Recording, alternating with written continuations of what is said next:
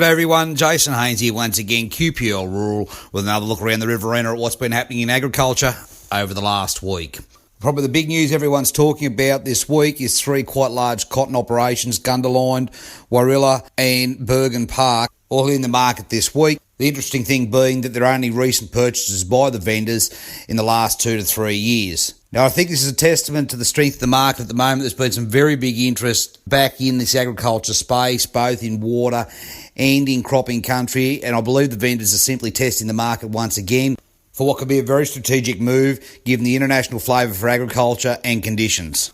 Now, a webinar I listened to during the week from Global Ag Investing did reiterate the strength of these ag assets at the moment. They're now being viewed, or by some investors are being viewed, similar to the old gold investments, i.e. those stable long-term investments with less volatility than the residential real estate market or the share market, and it's certainly a class that is getting a lot of attention both domestically and internationally at the moment. Back here at home, we are seeing domestic buyers looking to step back into agriculture, whether they be high wealth individuals out of city areas, or certainly there's plenty of movement from neighbour to neighbour or locally with strong farming operations or strong family farming operations looking to take the next step with their acquisitions. Okay, now for our dairy cousins this week was the announcement of their new milk prices. Looking forward for the next 12 months for those producers that are out of contract with their milk companies at the moment. So a little bit of shuffling around there. There has been a little bit of a shake-up in the milk industry. Certainly that domestic market is still strong. The international market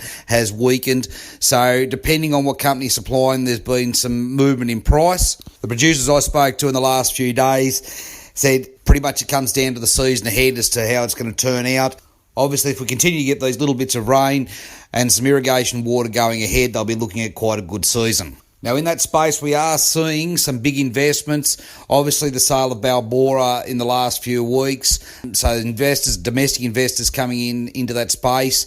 Also, we are seeing some corporates now starting to look at stepping back into that milk space. It's not an easy space to operate in, but certainly one that I do believe is going to be very rewarding going forward if you can get your model right. Some processors are already looking at shortages in their milk supply, and there's every likelihood that any new producers or new developments will be looking at operating in the same market because there's been an awful lot of dairy disappear out of the system in the last few years.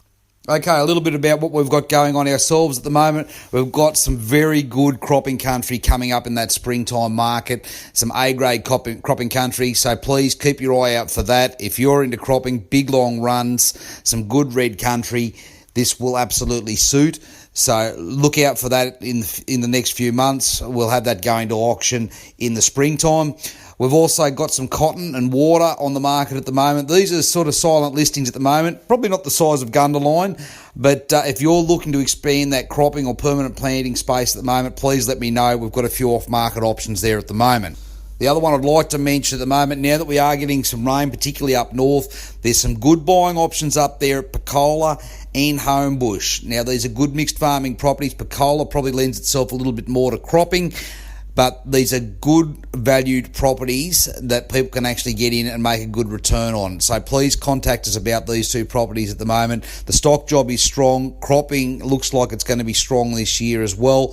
So there's some good opportunities there for people to step into these properties and secure them for the season ahead. Okay, our hot buys for the week. We've got people looking for dryland cropping. We're looking for large parcels of irrigation country in that Finley-Deniliquin area. We have people looking for permanent plantings, particularly in that tree space. So decent size, probably horticultural operations. We've certainly got buyers in that space. In those smaller blocks at the moment, we're getting plenty of inquiry for that sort of $1 million and below cropping blocks. Now, these are people that are looking to either take their first step into agriculture or looking to buy and lease out these blocks for a number of years, for the next sort of 4 or 5 years.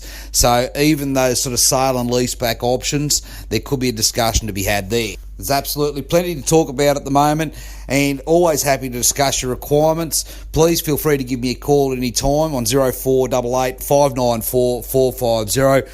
I'm expecting quite a big year in real estate. There's certainly plenty to be excited about.